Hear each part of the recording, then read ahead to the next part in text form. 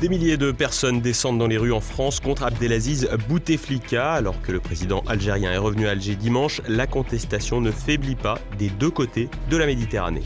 À une semaine de la fin du grand débat national lancé par Emmanuel Macron, les Gilets jaunes ont de nouveau battu le pavé samedi. Malgré une baisse de la mobilisation, ils espèrent toujours changer la donne. À 2 mois et demi du scrutin européen, le départ de la campagne semble poussif. Alors que l'essentiel des têtes de liste est désormais connu, la bataille devrait réserver encore son lot de surprises. Madame, Monsieur, bonsoir. Les manifestations ne faiblissent pas contre Abdelaziz Bouteflika. Alors que le président algérien est rentré dans son pays dimanche, la contestation se poursuit et prend même de l'ampleur en France. Olivier Frère-Jacques. Les manifestations anti-Bouteflika se poursuivent en Algérie avec des dizaines de milliers de personnes dans les rues samedi et dimanche. Des manifestations qui vont en grandissant au fil des semaines et qui se propagent jusqu'en France où de nombreux binationaux et autres Français d'origine algérienne prennent part au mouvement. À Paris, ils étaient plus de 10 000 à se rassembler place de la République pour dire non à un 5e mandat d'Abdelaziz Bouteflika. La candidature de Bouteflika est anticonstitutionnelle. Le candidat aurait dû se présenter lui-même. Primo, article 102 de la Constitution qui dit qu'un président qui n'a pas ses facultés physiques et mentales ne doit pas se présenter. Le peuple algérien est en train de faire une démonstration de son civisme, de son comportement à travers tout le monde est pacifique. Rien ne se produit, il n'y a pas de casse et il montre au monde entier que ce peuple doit reprendre les rênes de son destin. Et si certains réclament un retrait pur et simple de la candidature du président sortant, d'autres demandent plus simplement une élection libre. Optimiste, oui, j'aimerais l'être en tout cas. J'espère que ces manifestations vont continuer de manière pacifique. J'espère qu'il y aura des élections libres. J'espère qu'il n'y aura pas de violence. Des manifestants qui espèrent que les mobilisations se poursuivent sans violence, avec toujours la crainte de voir ressurgir le spectre de la décennie sanglante, la guerre civile qui agita le pays de 1991 à 2002. Dans d'autres villes de France, des manifestations ont également eu lieu, notamment à Marseille, où réside une importante communauté algérienne. Conséquence naturelle d'une immigration de masse en provenance du Maghreb, ces manifestations pourraient pousser la France à s'impliquer dans un conflit qui n'est pas le sien, mais dans lequel elle se retrouve partie prenante. Et pour cause, l'instabilité de l'autre côté de la Méditerranée pourrait avoir de graves conséquences migratoires et sécuritaires. Migratoire, puisque 10 à 15 millions d'Algériens peuvent légalement demander de résider en France, voire d'obtenir la citoyenneté française. À cela s'ajoute, en cas de vacillement du pouvoir algérien, un risque aggravé de migration en provenance du Sahel.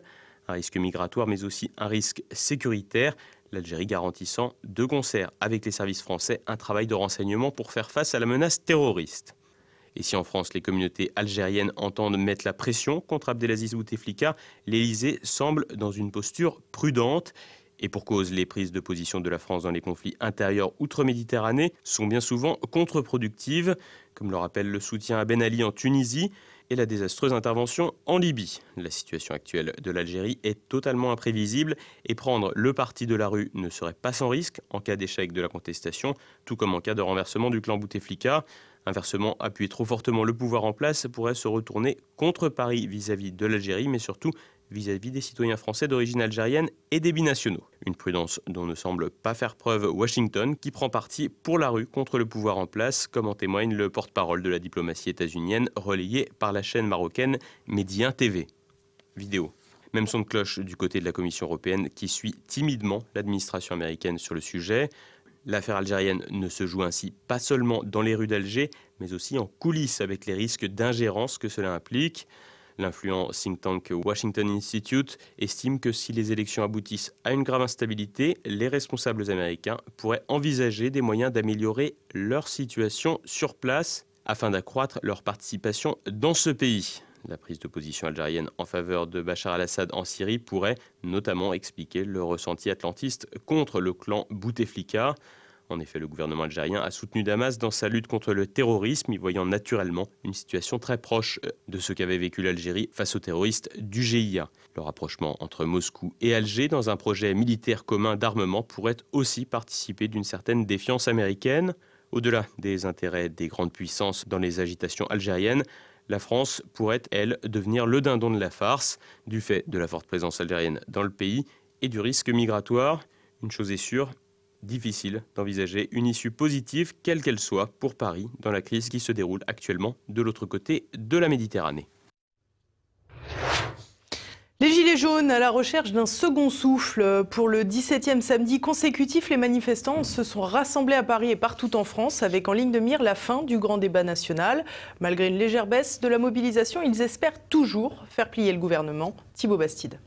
Moins nombreux mais toujours présents, les Gilets jaunes continuent à donner de la voix. Pour le 17e samedi consécutif, ils étaient encore quelques milliers à manifester à Paris et dans de nombreuses villes de France pour exprimer leur opposition à la politique menée par le gouvernement. S'ils souhaitent à tout prix poursuivre le combat social, force est de constater que l'essoufflement du mouvement se fait de plus en plus ressentir. D'après les chiffres du ministère de l'Intérieur, ils étaient 28 600 à battre le pavé, dont 3 000 à Paris, soit la plus faible mobilisation depuis le début de la contestation. Des chiffres officiels à prendre avec des pincettes, mais qui semblent témoigner d'une baisse d'affluence. Même si de son côté, le nombre jaune, nom donné à la page Facebook d'un collectif de manifestants qui compte lui-même les participants, a dénombré plus de 90 000 manifestants.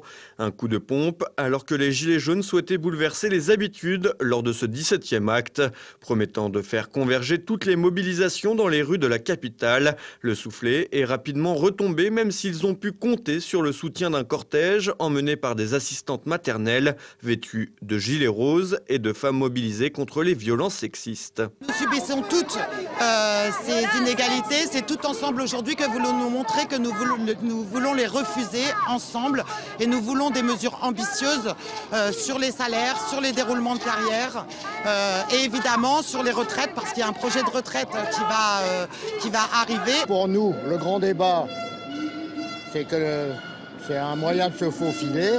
On va attendre le résultat du 15 mars, qui va peut-être être le 15 avril maintenant, puisque ça retarde peut-être. Donc voilà, on est là, on est toujours là et on reste là. Actuellement, les assistantes maternelles qui gardent plusieurs enfants, quand elles perdent un de leurs contrats, ont un complément de chômage. Et la loi qui doit être passée, c'est qu'il faut qu'on perde tous les enfants que l'on garde pour avoir le droit au chômage. Une convergence annoncée qui globalement a tourné au fiasco. En effet, les rassemblements se sont rapidement éclatés en petits groupes disparates, ce qui n'a pas empêché de donner lieu à de nouveaux affrontements entre manifestants et forces de police. À Quimper, un participant a été frappé à de multiples reprises à coups de matraque par un gendarme mobile, relançant le débat des violences policières.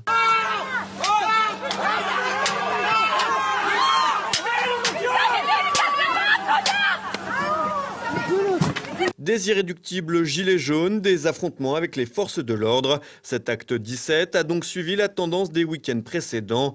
Après presque 4 mois de manifestations hebdomadaires, le mouvement arrive néanmoins à un tournant. Après le relatif échec de samedi, les gilets jaunes sont déjà tournés vers le prochain acte, qui correspondra avec la fin du grand débat national lancé par Emmanuel Macron. Déjà dimanche sur Facebook, quelques milliers de personnes annonçaient leur intention de défiler dans la capitale, espérant rassembler la France entière à Paris pour lancer un ultimatum au gouvernement. L'acte 18 pourrait être celui du sursaut, à moins qu'il ne prenne des allures de chant du cygne. Dans un sens ou dans l'autre, le 16 mars sera sans aucun doute une date clé pour l'avenir du mouvement. Les européennes décollent alors que le mouvement des Gilets jaunes mettait en sourdine le scrutin de mai prochain. La campagne commence à entrer dans le dur. À 2 mois et demi de l'échéance, le point sur les dernières tendances des sondages.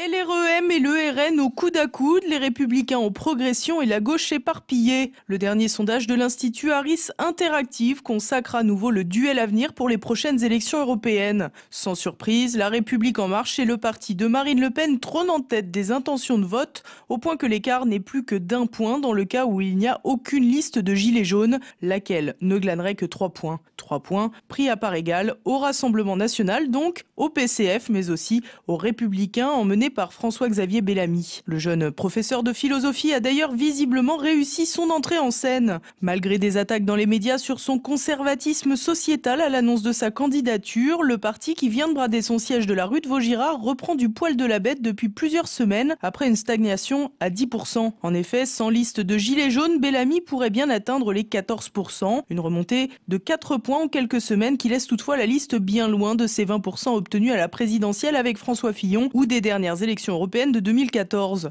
En revanche, l'étude Harris menée en toute fin de semaine dernière n'aura peut-être pas pu répercuter l'impression donnée par les derniers noms de la liste de la droite parlementaire, avec une vraie teneur droitière grâce au nom de Nadine Morano et Brice Hortefeux notamment. À ce titre, notons que l'étude Harris révèle que quelques 10% des électeurs de Marine Le Pen à la présidentielle pourraient se prononcer en mai prochain en faveur de François-Xavier Bellamy. Pas un détail. Dans le même temps, 15% des électeurs de François Fillon affirment leur intention de voter pour La République En Marche. On note à cette occasion que le Rassemblement national profite de l'électorat le plus captif, puisque 74% des électeurs de Marine Le Pen au premier tour de la présidentielle voteront pour Jordan Bardella, la tête de liste du RN. Du côté gauche de l'échiquier, c'est la déprime. Aucun parti ne parvient à franchir la barre des 10%. Le PS d'Olivier Faure et Génération de Benoît Hamon obtiennent respectivement 5 et 3%. Un mauvais résultat finalement moins catastrophique qu'à la présidentielle si l'on cumule leurs deux scores.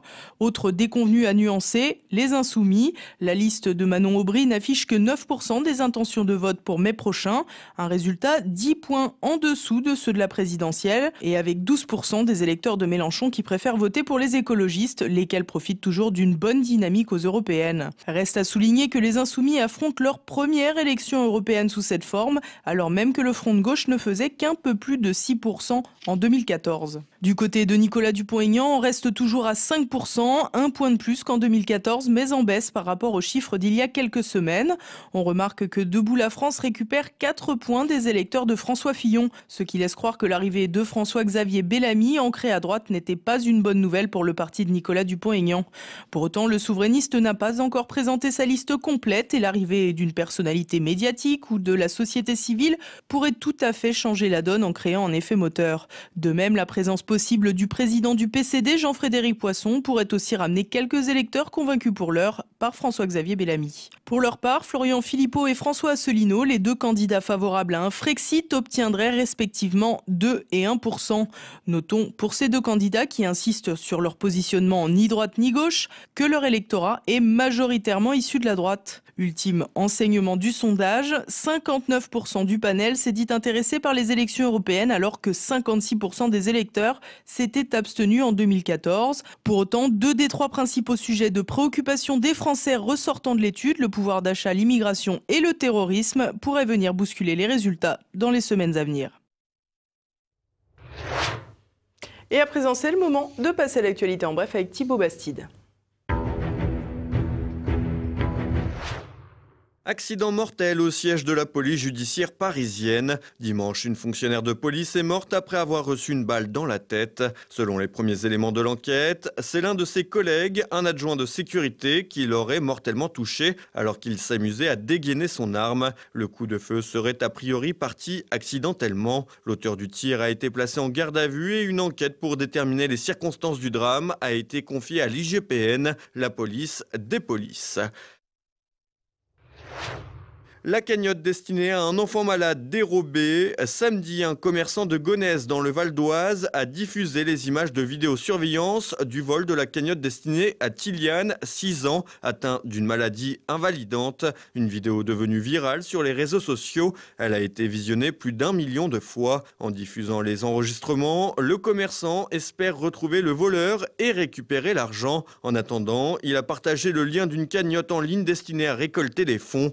Les parents de Tiliane ont besoin de 50 000 € pour faire opérer leur fils en Allemagne.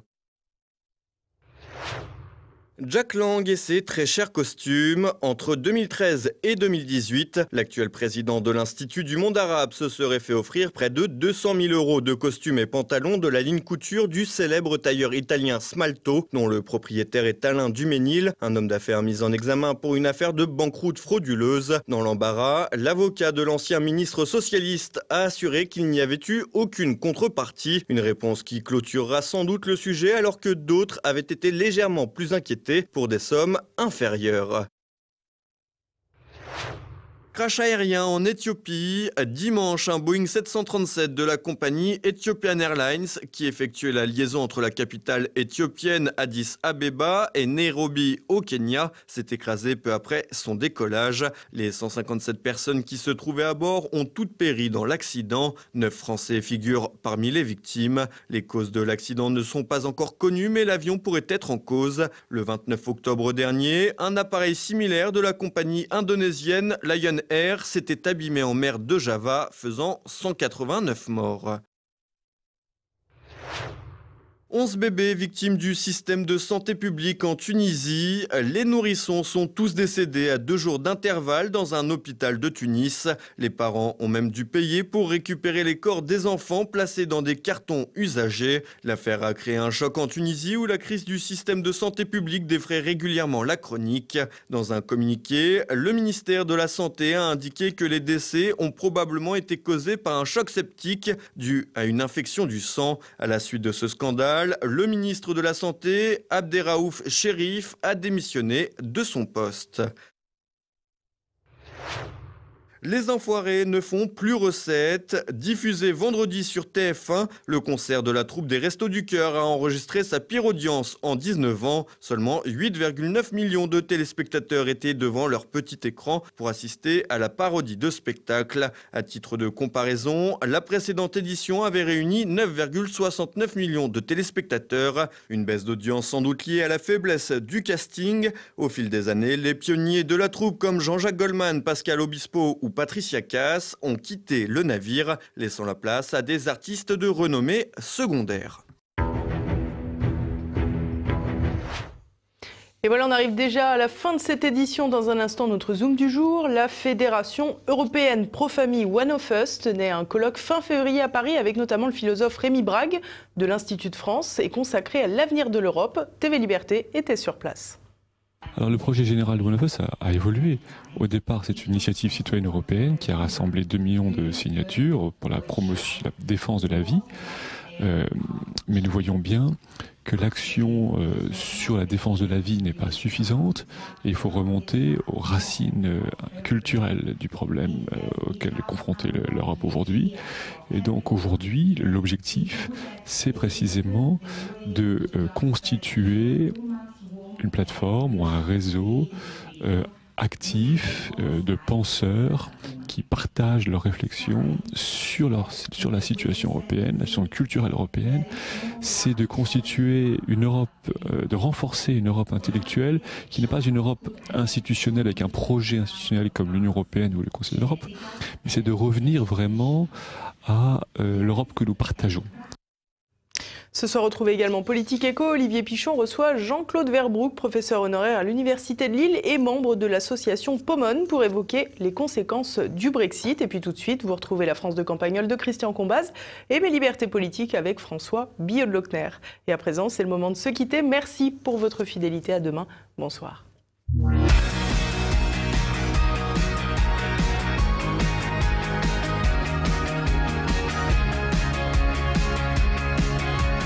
Encore un petit sujet en rapport avec la Hongrie. Après, je cesse de vous embêter là-dessus, d'autant qu'un fidèle m'a reproché récemment de quitter les sujets campagnolesques. Mais justement, la Hongrie, c'est spécial. Je vous ai expliqué que j'avais fait plusieurs fois le voyage en voiture, en partant de Campagnole, justement, dès 1992, et que j'ai écrit plusieurs livres là-dessus, ce qui me permet d'observer l'évolution du pays.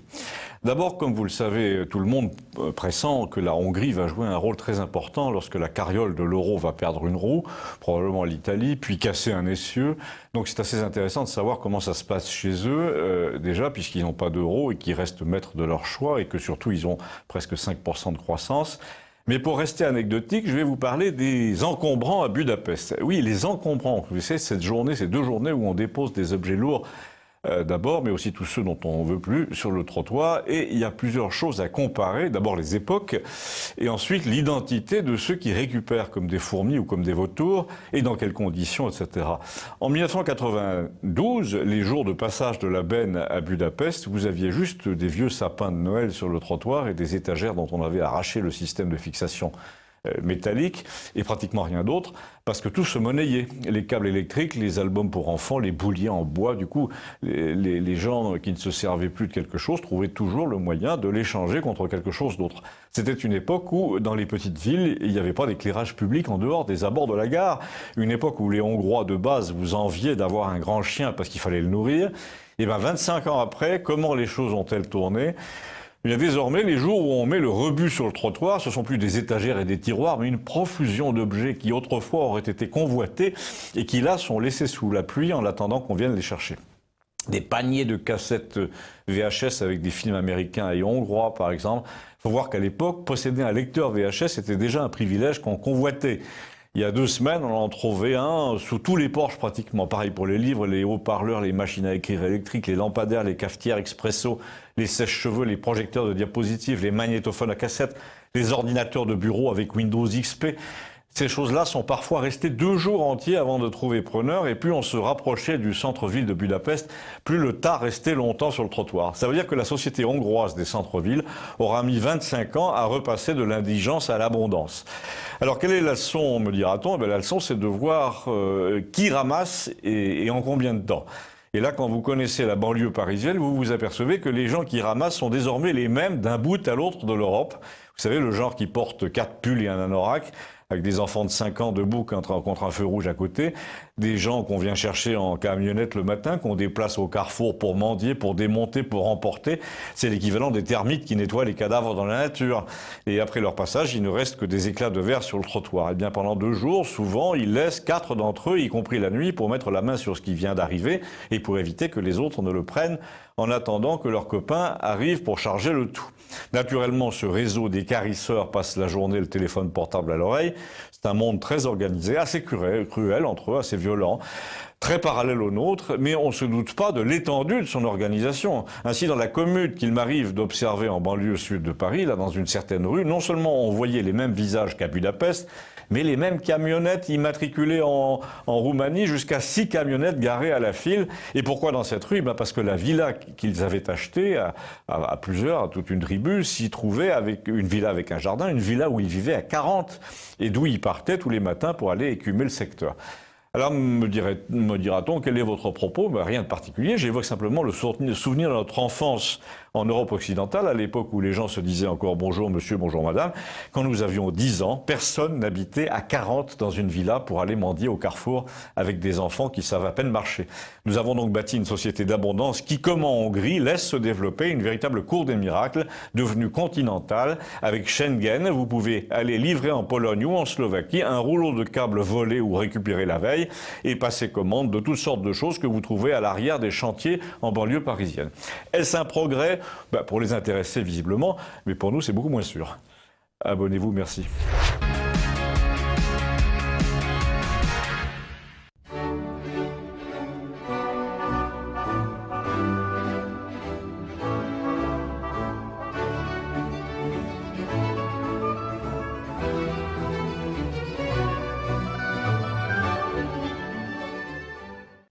Et si les élections de mai prochain se traduisaient par un raz-de-marée de ceux qu'ils appellent, avec dédain, les populistes? Le danger est grand en effet.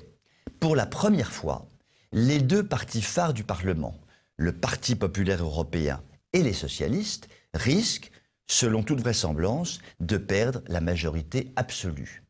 Ce qui pourrait se traduire par, je cite, une paralysie totale des institutions européennes, selon les termes de Manfred Weber, chef de file du PPE aux élections européennes. Traduction, on ne pourra plus jouer vraiment comme avant dans notre cour de récréation, dont nous avons fixé une bonne fois pour toutes les règles. Les participants autorisés et ceux qui ne le sont pas. Mais qu'à cela ne tienne, il est toujours temps de réagir. Et les états-majors de ces 2 formations politiques planchent sur une solution alternative.